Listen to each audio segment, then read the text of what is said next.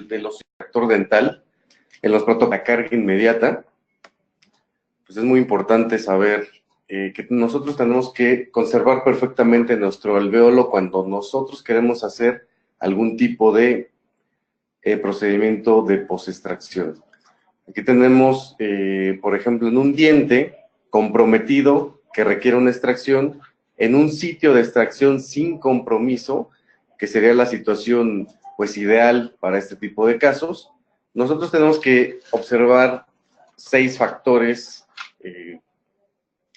específicamente, que serían, por ejemplo, hacer una cirugía sin colgajo, es decir, una cirugía flapless, tener una estabilidad primaria, una colocación subcrestal del implante, una filosofía de cambio de plataforma, la filosofía de one abutment and one time, y una carga inmediata. Si nosotros reunimos estos 6 factores, nosotros vamos a tener pues un protocolo completo de lo que sería una carga inmediata con provisionalización en un procedimiento de posextracción. Entonces es muy importante tener estos 6 factores para poder tener éxito en la terapéutica.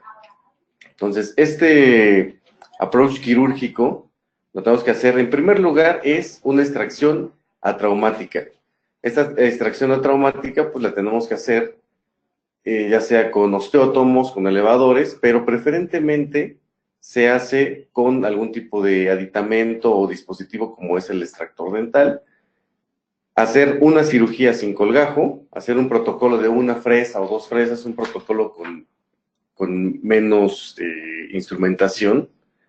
Una colocación subcrestal, como ya hemos dicho, colocación de injertos óseos, que eso es súper importante, la filosofía de one abutment and one time, la carga inmediata de ese implante, tener una estabilidad primaria superior a 32 newtons sobre centímetro cuadrado, utilizar también aditamentos como son el Ostel para medir lo que es el BIC, que es el Bond Implant Contact, y si es necesario hacer injertos de tejido conectivo. Eso es opcional, no en todos los casos vamos a utilizar injertos de tejido conectivo o injertos de membranas dérmicas acelulares, como son mucoderm, por ejemplo.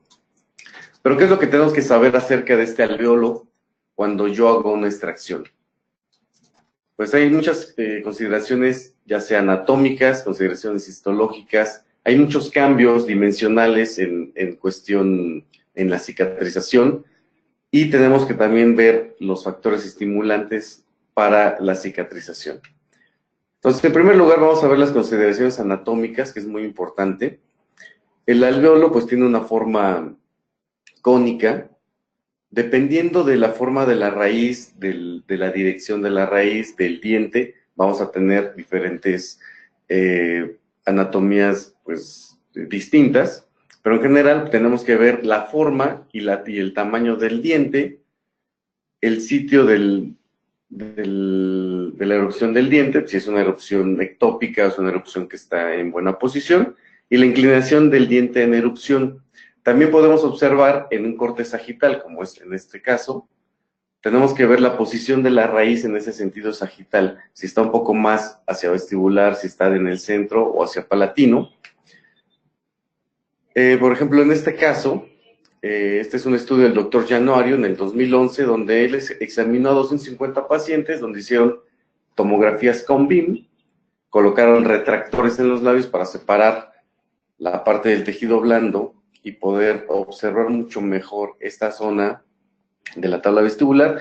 Hizo mediciones en todos los pacientes y en una media llegaron a la conclusión que esta tabla vestibular tiene un promedio, en un promedio más alto de los pacientes, de 0.6 milímetros. Estamos hablando que este es una estructura ósea pues muy endeble, muy delgada, que podemos tener complicaciones a la hora de hacer una extracción. La mayor complicación de esto es que tengamos una ruptura, una descontinuidad de esta tabla vestibular. ¿Cuáles son las consideraciones histológicas de este hueso alveolar? El hueso alveolar, bueno, está dividido en 4 paredes. ¿Qué es lo que sucede con la tabla vestibular? Ya hemos visto que es una tabla que es muy delgada, que en un promedio mide entre 0.6 a 2 milímetros, y está constituida principalmente por hueso lamelar o laminar, y en su interior contiene un tipo de hueso que se llama bundle bone, que este bundle bone es un hueso codependiente de las fibras de Sharpey, que estas fibras de Sharpey están dentro del ligamento periodontal.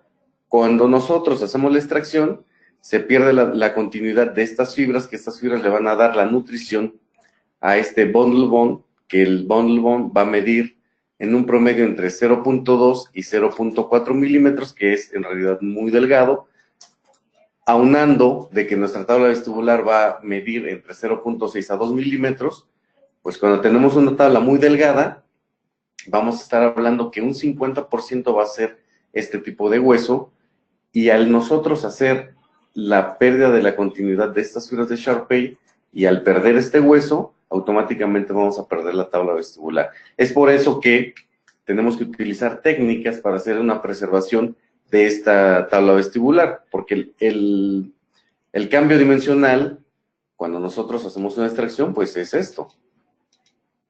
Nosotros tenemos pues muchos pacientes que llegan ya en estas condiciones porque no hicieron una preservación alveolar o no hicieron ningún procedimiento menos traumático cuando se hizo la extracción. Entonces, en grandes rasgos, ¿cómo es la reabsorción de este alveolo? Bueno, pues siempre se da en un mayor porcentaje en la parte vestibular que en la parte palatina, y también en la situación horizontal tenemos algunos cambios. Yo lo que quiero saber es cómo puedo evitar esa reabsorción. Bueno, pues hicimos una recopilación de algunos estudios que nos parecieron interesantes, en la cual seleccionamos 3. Fueron unos estudios en animales y otros fueron en humanos, utilizando diferentes técnicas para preservar ese alveolo. Tenemos el primero, del doctor Matarazzo, del 2019, donde hicieron extracción del primer molar inferior, hicieron colocación del implante, colocaron una regeneración ósea guiada, y a los 6 meses todos los implantes sobrevivieron, volvieron a hacer una reentrada para ver los cambios dimensionales en anchura de esa zona. Bueno, observaron que sí hubo cambios dimensionales, hubo una pérdida ósea, una remodelación, pero se pudo conservar alrededor de 2 milímetros, tuvo una pérdida más o menos del 50% del volumen original.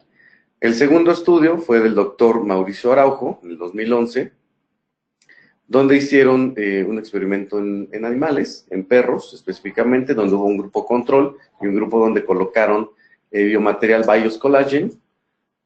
Hicieron la colocación de implante, el biomaterial, y dejaron un tiempo para cicatrización. Después sacrificaron a los animales, hicieron cortes histológicos, y bueno, se dieron cuenta que donde se colocó el biomaterial tuvieron un mejor mantenimiento de esta tabla vestibular.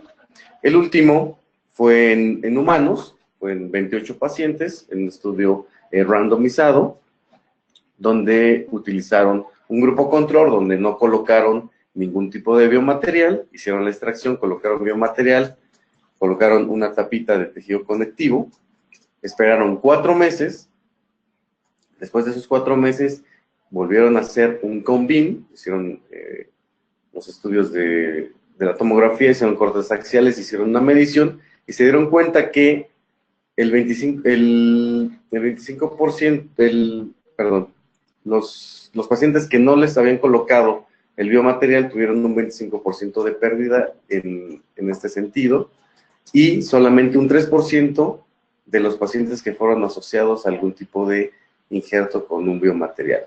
Esto nos quiere decir que es importante utilizar este tipo de biomateriales a la hora de hacer algún tipo de extracción. Podemos hacer una preservación alveolar o podemos hacer una combinación de una terapéutica con un implante post-extracción más este injerto de tejido duro, bueno, injerto de biomaterial. Ahora, ¿qué es lo que sucede? Lo más importante de mantener, cuando nosotros tenemos estas 4 paredes, tenemos que ver el tejido blando y el tejido duro. Bueno, si nosotros tenemos estas 4 paredes completas de nuestro alveolo, pues obviamente vamos a tener una mayor estabilidad en todos los tejidos, vamos a tener un mayor número de células promotoras de osteosíntesis, osteogénesis, un mayor aporte sanguíneo, va a ser mucho mejor. Y bueno, pues la biología es muy sabia y pues diseñó el alveolo de una forma para que nosotros lo pudiéramos conservar. Entonces es muy importante que nosotros, si tenemos esta configuración, que es una configuración perfecta de un alveolo que está intacto, lo que nosotros tenemos que hacer es proteger esa zona. ¿Por qué?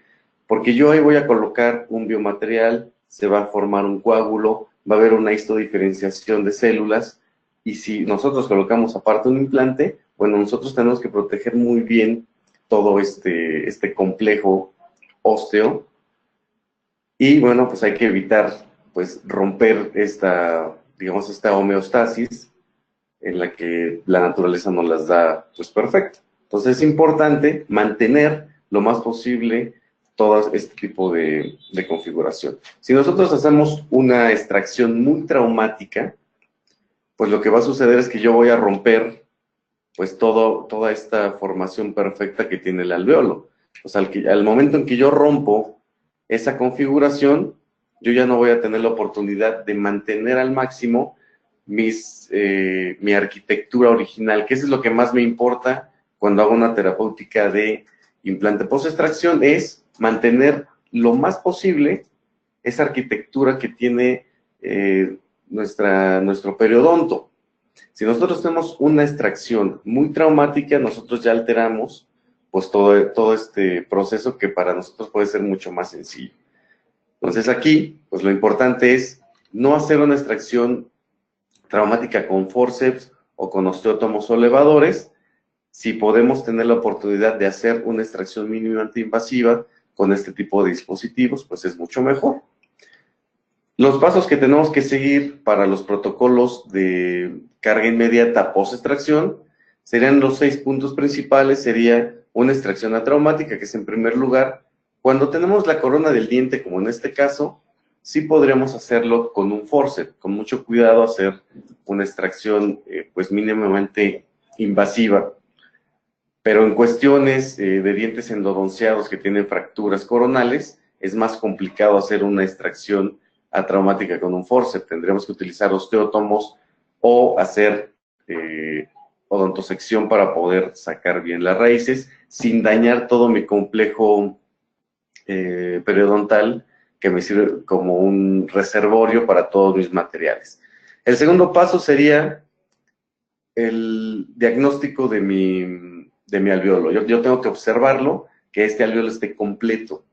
Tengo que observar que no lo haya maltratado mucho, que el tejido blando esté íntegro, que no tengamos fenestraciones, dehiscencias o también algún tipo de infección periapical. Eso es importante, hacer un buen diagnóstico de nuestro alveolo.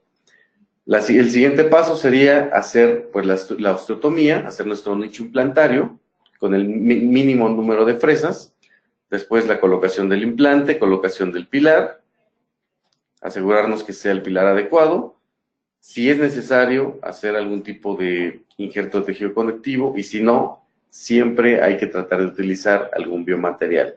Algunos autores nos dicen que si el gap entre el implante y la tabla vestibular es menor a 2 milímetros, ellos nos dicen que con el solo coágulo vamos a tener una protección para ese implante.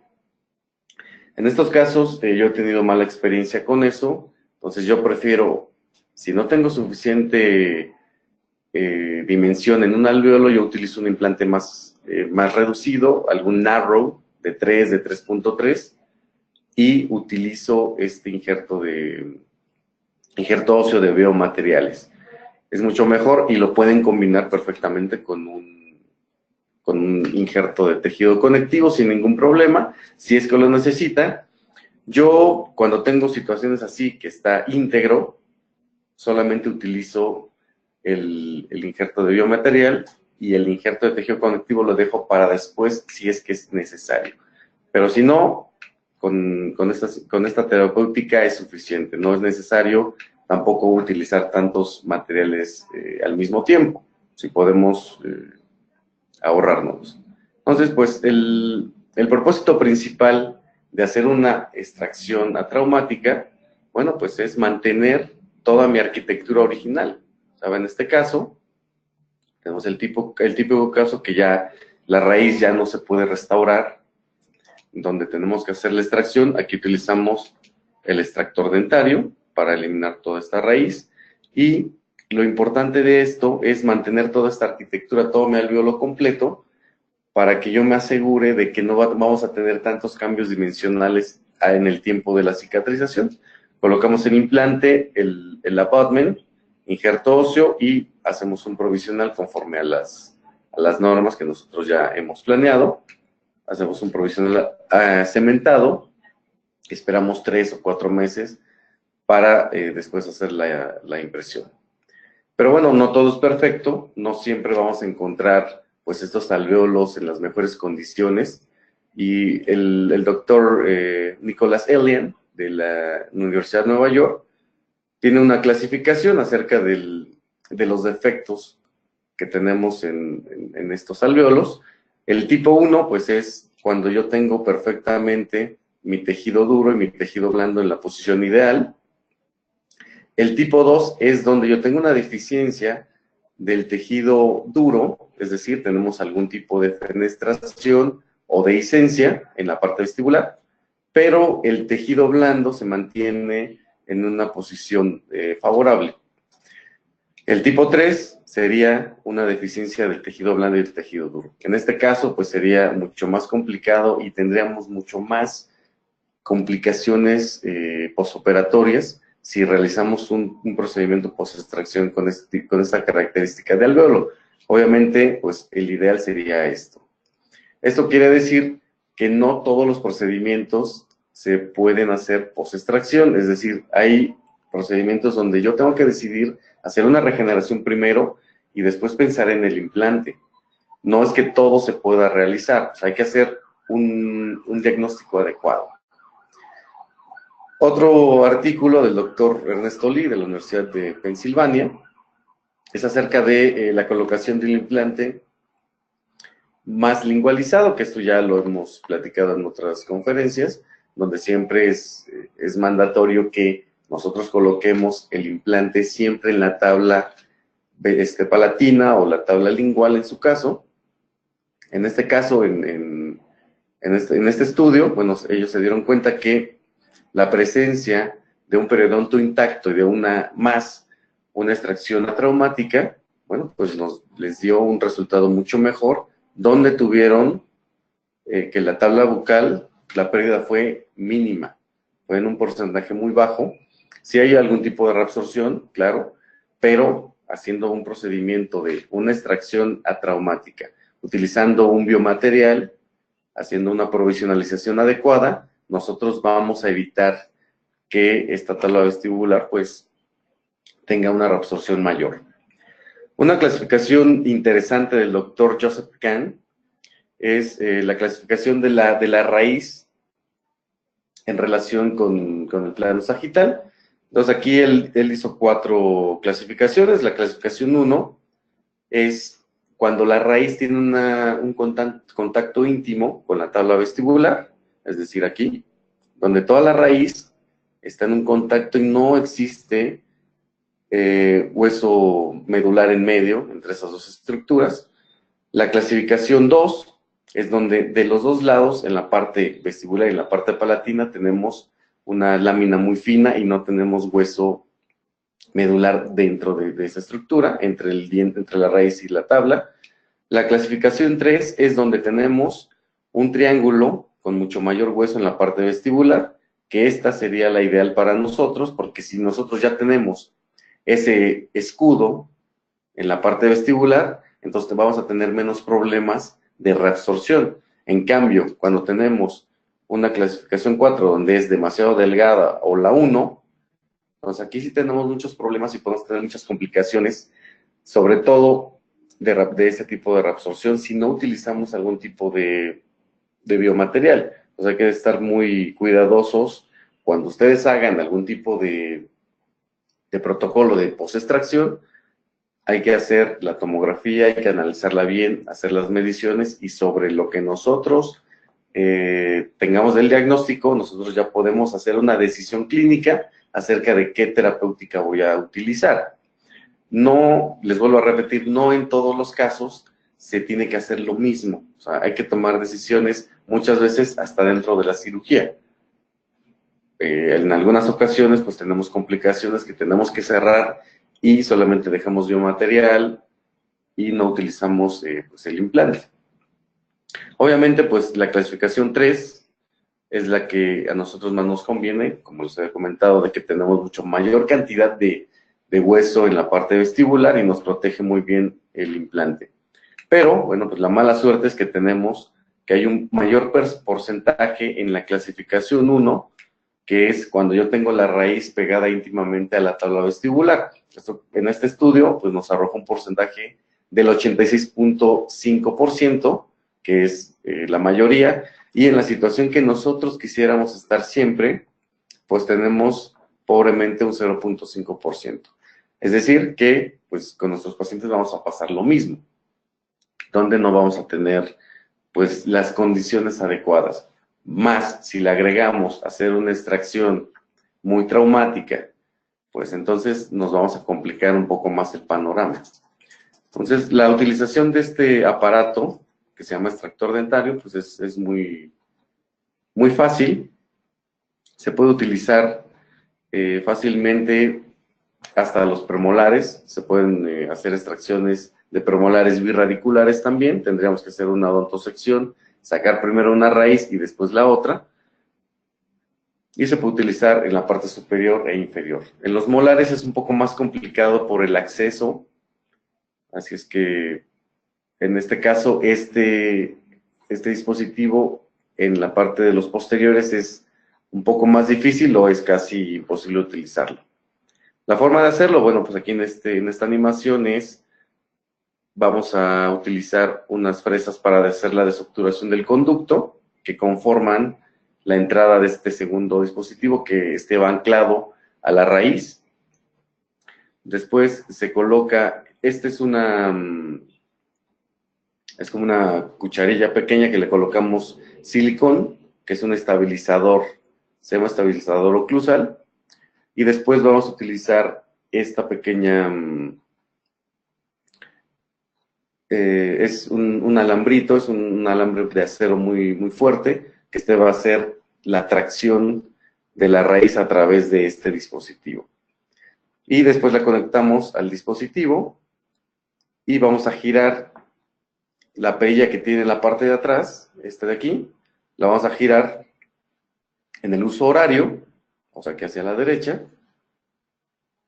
y entonces el dispositivo va a empezar a jalar y automáticamente la raíz va a ir saliendo. Obviamente tenemos que hacer una luxación mucho antes de la raíz. Con un periotomo tenemos que luxar la raíz, de otra forma no va a salir, se va a romper el diente y va a ser más complicado. ¿Cuáles son las ventajas de este dispositivo? Bueno, pues causa menos dolor al paciente y lo más importante es que preservamos el tejido duro y el tejido blando mucho mejor. Entonces sí tenemos unas ventajas muy grandes para este tipo. Pero ¿qué sucede con estos dientes comprometidos estructuralmente? Bueno, pues hay que ver si también es posible y si no, utilizaríamos otra terapéutica. ¿Por qué? Porque en este tipo de dientes donde ya están tratados con muchos endopostes, que ya están con mucha caries, muchas veces el dispositivo no tiene la capacidad de poderlo arrastrar y es mejor hacer otro tipo de terapéutica. Entre las indicaciones clínicas y los resultados clínicos, bueno, podemos utilizarlo en los premolares con doble raíz, sin problema, como en este caso, ¿lo ven? Tenemos el premolar, lo tengo que hacer una odontosección mesiodistal, después con el forceps lo voy a presionar para romperlo, saco primero una raíz y después sacar la otra. Entonces tenemos que utilizarlo de esta forma en las cuestiones de los birradiculares. En la cuestión de los molares, les digo que es mucho más complicado. Yo intenté hacer uno, pero no pude meter todo el aparato, estaba muy posterior y es más complejo. Y para los dientes de una sola raíz, bueno, pues es fantástico, es muy sencillo. Vamos a ver este caso, que es un caso que les puede llevar a su consulta muy comúnmente, donde tenemos, bueno, pues la raíz ya fracturada, que ya no tiene ningún caso dejarla. Entonces, primero utilizamos esta fresa para hacer la desobturación, después colocamos la segunda parte que va a ser un anclaje directo en la raíz. Tiene un maneral, eso lo vamos a dejar lo más duro que se pueda con los dedos. Hay de diferentes, este es de 2.1 para conductos más anchos y también existe uno de 1.6 milímetros para conductos un poco más delgados, por ejemplo, de incisivos inferiores o de incisivos laterales, que son mucho más estrechas el conducto. Después vamos a colocar la segunda parte.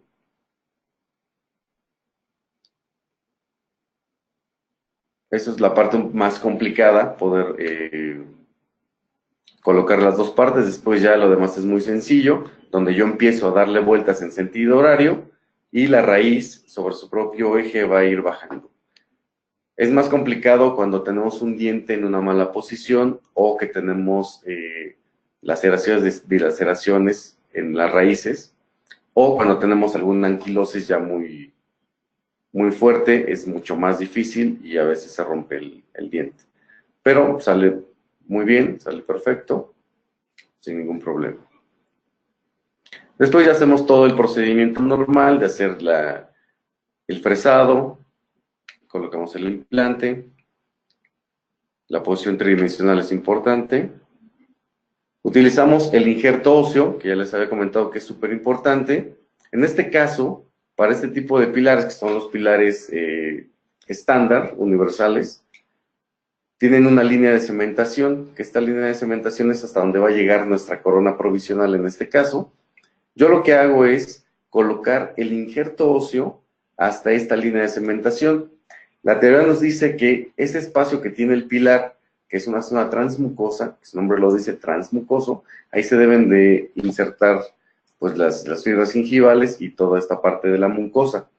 Pero yo lo coloco hasta arriba porque yo sé que va a haber una reabsorción de un 20% del injerto óseo y entonces yo hago una compensación de mi injerto. Entonces eso me proporciona una mayor seguridad y al mismo tiempo, bueno, pues yo le estoy dando una mayor fuerza al tratamiento. Entonces es la forma en que nosotros lo vamos a colocar. Vamos a hacer una mezcla de bovino con fosfato tricálcico. Esa es una mezcla que a mí me gusta. Lo vamos a hidratar. Se puede hidratar con suero fisiológico o se puede hidratar con algún tipo de plasma rico en plaquetas, etc. Eso ya es a su elección.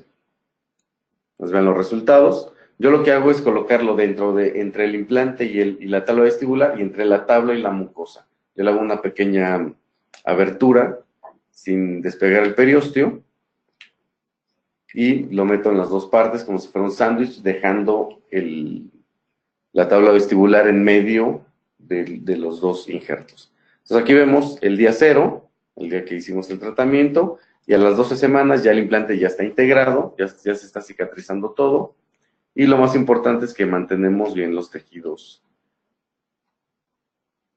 blandos vestibulares, que eso es lo más importante en este caso, porque como sabemos que la tabla vestibular es tan delgada y tiende a la reabsorción a la hora de que nosotros eliminamos las fibras de Sharpey, pues nosotros estamos parando ese fenómeno. Entonces hacemos dos cosas al mismo tiempo. Cambiamos el biotipo gingival, el biotipo periodontal, porque los vamos haciendo un poco más grueso. En personas que tienen un biotipo gingival fino, cuando nosotros hacemos esta terapéutica de colocar ese escudo con el injerto óseo, pues hacemos un cambio del biotipo gingival, automáticamente lo hacemos más grueso. Y otra cosa es que estamos haciendo un acondicionamiento de nuestro perfil de emergencia, de ese tejido blando, que ya está en progreso, ya aquí ya se me está formando perfectamente mi perfil de emergencia. Nosotros los dejamos 6 meses con un provisional, y a los 6 meses nosotros ya hacemos la impresión final. Eso es para que madure perfectamente todo el tejido blando y el tejido duro, y no tengamos esos cambios dimensionales que suele pasar, que a veces hacemos la corona un poco más rápido y tenemos pequeñas recesiones, o los cambios en el tejido blando son muy notorios, y nos apresuramos pues con este tratamiento. Entonces vemos radiográficamente, como les digo, que yo coloco el injerto óseo hasta la línea de cementación, y así yo protejo perfectamente mi implante. Este es un implante que colocamos previamente hace muchos años. Vean la diferencia de esta saucerización, vamos a decir, y en el otro lado, bueno, pues no tenemos un cambio dimensional óseo. Entonces es muy interesante ver las filosofías de los implantes, de un implante que es un cono Morse y un implante que es una conexión interna hexagonal, que bueno, se ha demostrado que es la conexión menos estable, la conexión que genera mucho más bacterias. Por eso ya muchas compañías lo están sacando de su lista de material. Entonces vean cómo tengo ya aquí tenemos hasta un problema infeccioso, y aquí ya está resuelto, y aquí lleva 3 meses. Todavía lo dejaremos un poco más para que todo el tejido madure. Ese pilar ya no lo cambio porque estamos utilizando la filosofía One Abutment and One Time, entonces ese pilar ya no lo cambiamos. Entonces vean, en la otra corona la cambiamos, vean la diferencia del pilar. Algo importante es el cenit del implante, uno está más bajo que el otro, eso significa que se ha mantenido mucho mejor lo que es el periodonto, el hueso, etc. Entonces, el siguiente caso es el mismo que habíamos visto al principio, donde, bueno, hacemos la extracción, hacemos todo el procedimiento de extracción, colocación de implante, colocación de injerto óseo, no colocamos ningún tipo de tejido conectivo ni dermis celular, y bueno, tuvimos buenos resultados. Hacemos la extracción atraumática, lo más atraumático posible, colocamos implante, colocamos el provisional el mismo día, provisional cementado, y al cabo de los 2 meses el implante ya está integrado, y vean toda la parte vestibular, que hemos mantenido perfectamente todo ese grosor y esa arquitectura original, que es obviamente nuestro objetivo principal en este tipo de terapéuticas, porque generalmente siempre tenemos problemas con esta zona. Es una zona muy crítica donde nosotros no utilizamos un injerto óseo, pues vamos a tener ese cambio dimensional que ya habíamos estudiado anteriormente. Hacemos la impresión, una impresión normal con esta cofiecita, dejamos el mismo pilar y realizamos una corona metal cerámica básica. Este es un tratamiento muy sencillo, es económico de hacer, el paciente lo puede hacer en 3 citas solamente, porque nosotros cita 1 sería extracción, colocación de implante, provisional. Cita 2 sería toma de impresión, y cita 3 sería la colocación de la restauración final. Entonces vean, el tejido preimplantar está bastante bien en comparación de los dientes vecinos. Radiográficamente tenemos el implante, bueno, sumergido 2 milímetros cristalmente, y tenemos pues una excelente respuesta del tejido blando. En la tomografía podemos observar también que mantuvimos perfectamente esta tabla gracias a que hicimos una extracción atraumática más la colocación palatinizada más el injerto de biomaterial. Pues todo eso es muy importante saberlo aplicar. Por último, la cuestión de la cementación. Eso es muy importante porque muchas veces tenemos ya todo perfecto, tenemos el implante integrado, la selección del pilar perfecto, pero tenemos el error de colocar demasiado cemento. Es por eso que las tendencias hacer coronas atornilladas siempre se han mantenido, porque al no tener cemento, bueno, pues es mucho más seguro para los tejidos periimplantarios. Pero en este caso, vamos a ver cómo se hace la cementación de estas coronas definitivas. Nosotros lo hacemos siempre con cemento temporal. Hemos visto que este cemento temporal nos ha durado en los pacientes más o menos unos 5 años sin que esta corona se desaloje. Esto se da, bueno, por dos razones, porque estamos sobre un pilar prefabricado, que este pilar prefabricado tiene las dimensiones correctas para evitar el desalojo, tiene la angulación, la altura perfecta. Aparte que los aditamentos para hacer una corona cementada en este sistema, todos vienen calibrados, entonces todos van a entrar perfectamente. Vamos a utilizar una pequeña cantidad de cemento, es apenas una gotita, que con el explorador lo vamos a colocar solamente 1 milímetro 2 en la entrada en la parte cervical de la corona. El siguiente paso es, en un análogo, que yo ya tengo previamente, que es este de aquí, este es la misma medida que el pilar que tiene el paciente. Entonces lo voy a presionar y aquí vamos a tener el cemento excedente. Lo vamos a limpiar perfectamente con una gasa con alcohol. Lo vamos a separar y vean, todo este es el cemento de exceso que tenemos. Y en esta parte de la corona queda el cemento exacto para dejar una zona sin exceso de cemento. Inmediatamente de que lo quito, lo coloco, eso es muy rápido. Lo coloco, mi asistente lo limpia, yo lo saco y ya lo estoy colocando en el paciente. No me tardo ni 30 segundos de sacarlo del análogo a colocarlo en el paciente. Entonces con eso controlamos muy bien toda la parte del exceso de cemento que se podría ver aquí, pero no tenemos ningún tipo de exceso. Entonces vean, la encía está comportándose mucho mejor que en todos los espacios que tiene acá.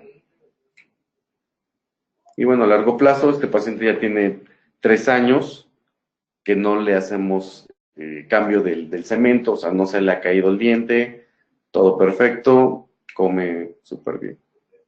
Entonces vamos a ver el último caso, que es un pequeño video, donde vemos ya toda la secuencia de cómo utilizamos primero este drill para hacer la desobturación de toda la gutapercha. Aquí seleccionamos entre 1.6 o el 2.1 que les había comentado. En este caso, como ven, utilizamos un 1.6 y empezamos a hacer la extracción. Como ven, salió mucho más rápido, pero bueno, hay algunas raíces que son un poco más complicadas. Entonces vean, sale perfectamente.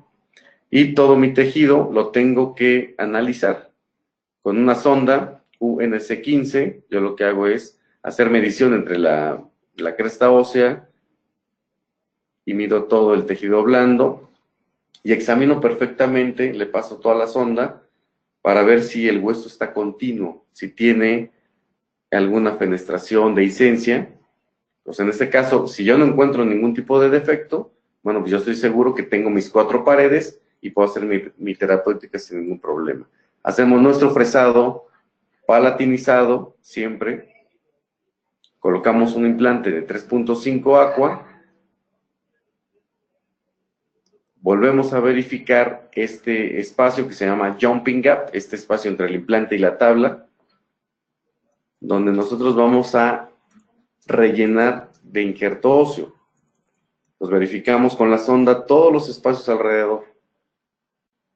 Hacemos una selección del abutment. Este es un kit de selección protésica, donde yo puedo, antes de abrir la bolsita del abutment, yo puedo seleccionar la medida exacta del abutment, tanto en la parte de la línea del cemento hasta la apical y la transmucosa. Entonces ya hacemos la selección, utilizamos 2.5 de altura transmucosa. En este caso utilizamos otra técnica para colocar el injerto óseo, pero vean cómo el injerto queda muy bien contenido, no se sale.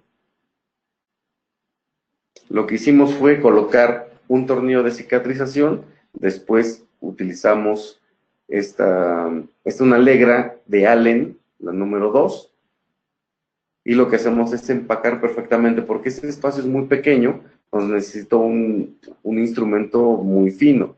Este instrumento mide más o menos 2 milímetros de ancho, y es muy finito, entonces podemos meterlo, ya sea entre el jumping gap, que es entre el implante y la tabla, o de la tabla a lo que es la encía.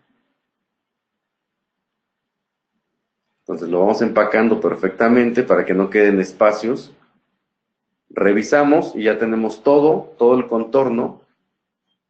Ya viene empacado. Yo quito el tornillo de cicatrización y ya me queda la forma. O sea que hay que tener mucho cuidado en no meter el injerto a la conexión, porque si no, entonces tendrían que sacar todo el injerto. Pues hay que hacerlo con mucho cuidado, es la parte más complicada, colocar el injerto entre las paredes. Colocamos el aditamento, lo torqueamos a 15, checamos que el hueso esté todavía continuo, checamos oclusión, todo lo que tengamos que hacer. Le colocamos un teflón, que es un buen material para sellar. Encima de eso pueden colocarle un composite si ustedes quieren, o simplemente con el teflón es suficiente. Y después colocamos la misma corona que tenía el paciente.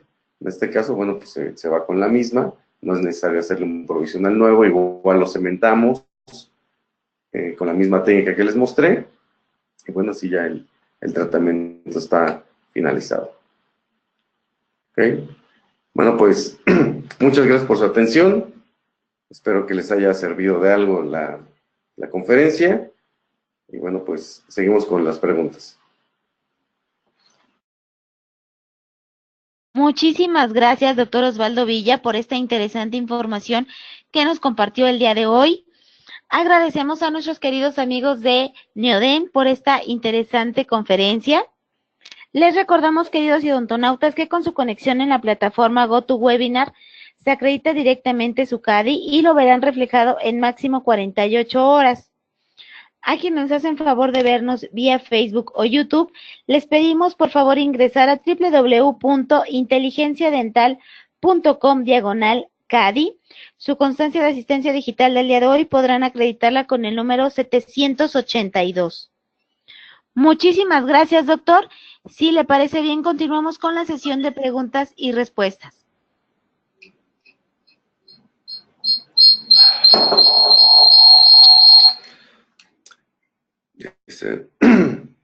Buenos días. Existen unos forceps que tienen plástico semirígido en los bocados y se utilizan solo haciendo presión varias veces al diente durante unos minutos sin efectuar movimientos y el diente se afloja. ¿Tienes alguna experiencia con el tipo de forceps y funcionan también como atraumáticos? Saludos de Villahermosa, Tabasco. Sí, bueno, estos forceps son muy buenos, pero necesitas tener la corona íntegra del paciente, y el problema es de que muchas veces tenemos fracturas de alguna pared o tienen demasiada caries, que cuando nosotros hacemos esa presión, pues terminamos fracturando toda la corona y después nos queda solo la raíz. Pero si es un diente que está íntegro, no tiene caries, esos funcionan fantástico. La otra es, saludos, ¿qué tan costoso es? Marca el extractor. Bueno, eso hay que verlo con los chicos de ventas. Ahora creo que van a salir los números de ellos. La otra es, al colocar el injerto óseo, ¿se debe colocar condensado fuertemente o no? Nos lo pregunta Héctor Manuel Morelos. Sí, mi experiencia es sí colocarlo fuerte, hay que condensarlo bien y no tenemos ningún problema en la parte de la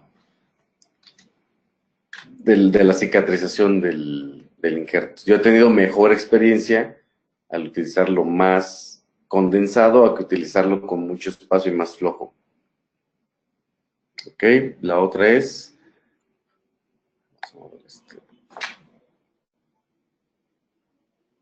La 4.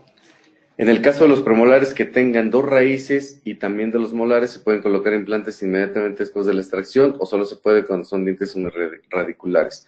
No, sí se puede. Cuando son premolar con 2 raíces, lo ideal es colocarlo en medio de las 2 raíces.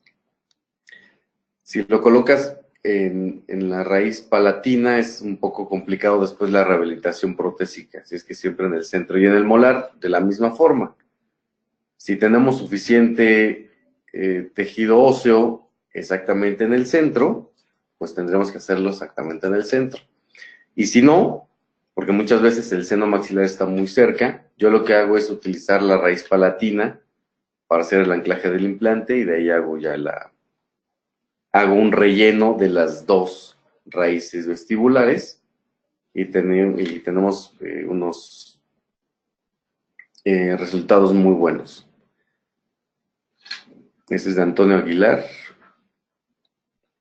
Y la última dice, ¿qué software de planeación de implantes recomienda? Claudia Magali. Bueno, pues hay muchos software. Hay unos de uso libre, que es el Blue Sky Bio, que no necesitas pagar nada, solamente pagar la generación del STL para hacer la guía. Pero también está el de TreeShape, está el Codiagnostic de Straumann, o sea, hay de muchas marcas. Yo utilizo personalmente el TreeShape y utilizo Blue Sky Bio. Y creo que son... Gracias, doctor. Tenemos una pregunta del doctor Pablo Zamudio. Dice, buenos días, doctor. Disculpe, quisiera saber qué debemos hacer en caso de encontrar alguna fenestración cuando exploramos el alvéolo con la sonda. Saludos. La decisión clínica de hacer una regeneración ósea guiada. Es por eso que siempre es importante tener,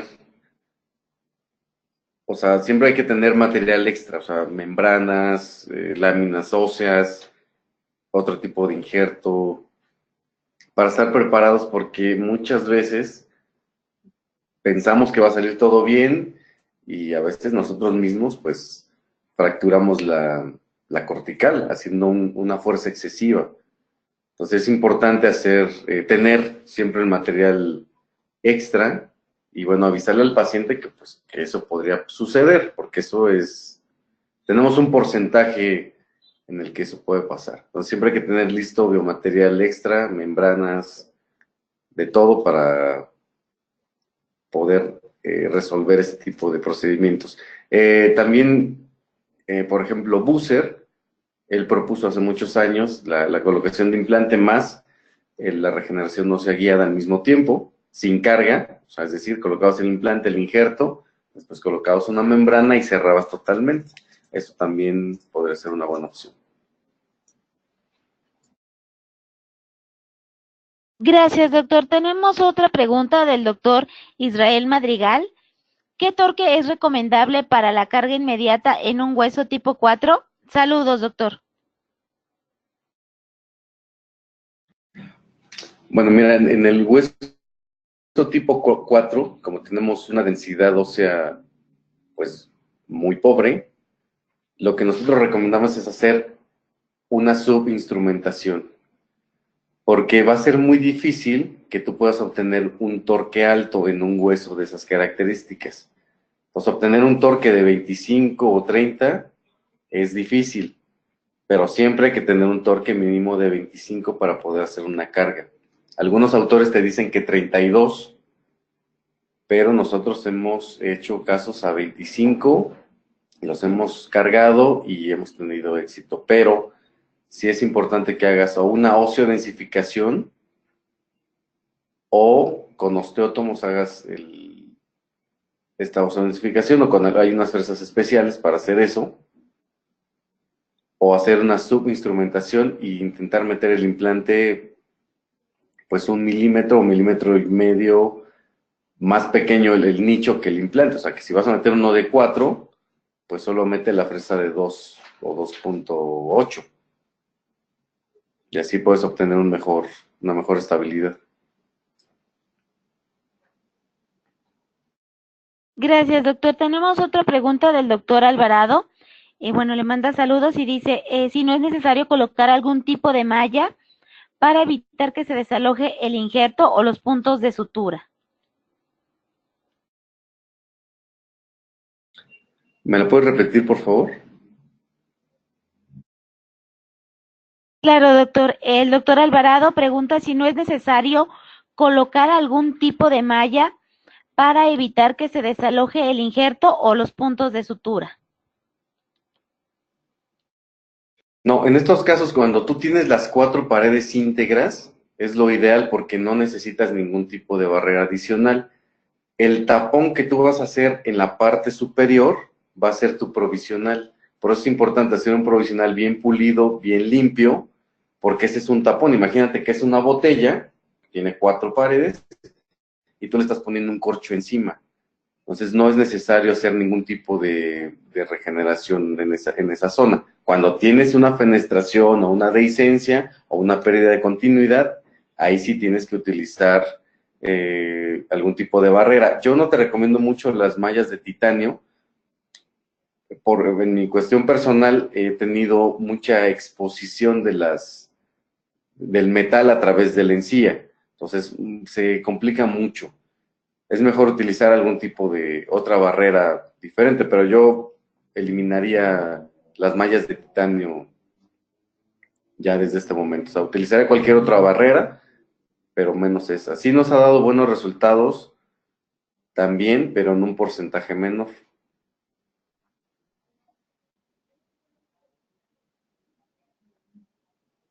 Bueno, la siguiente pregunta es, cuando se pone un implante, después de la extracción, ¿qué tipo de injerto coloca? Y si rellena los espacios de los dientes premolares o molares, de Antonio Aguilar también. El injerto que utilizamos es bovino mezclado con fosfato tricálcico. Esa mezcla es muy interesante, funciona muy bien, muy estable. Y relleno los espacios de los dientes premolares o molares. Sí, bueno, sí se rellena todos los alvéolos se rellenan por completo.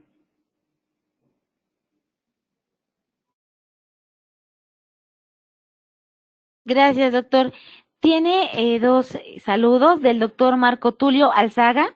Comenta excelente como siempre, Osvaldo. Saludos y un abrazo. También tiene felicitaciones del doctor Aníbal García y comenta que es muy interesante su presentación.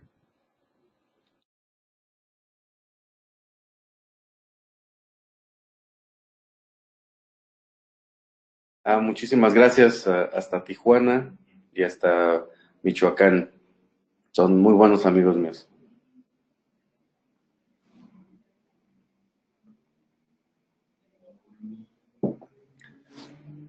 Bueno, pues muchísimas gracias por su atención. Espero que les haya servido la conferencia y bueno, cualquier cosa por las redes sociales me pueden encontrar o mi correo electrónico, mándenla, si desean mi correo, mi contacto, escríbanme y yo con mucho gusto se los proporciono. Muchísimas gracias, doctor Osvaldo Villa, por esta interesante información. Agradecemos a nuestros queridos amigos de Neodent, pero sobre todo a ustedes, queridos idontonautas, que se conectan de todo nuestro país y de países hermanos latinoamericanos. Fue un verdadero placer recibirles el día de hoy en esta su aula virtual I+D Ciberespacio. Les agradecemos mucho su tiempo, confianza y preferencia. Nos encantará encontrarles próximamente en esta su aula virtual para que disfruten de las interesantes conferencias que tendremos en vivo para ustedes. Se despide su amiga Diana Montoya. Que tengan un excelente inicio de semana. Hasta pronto.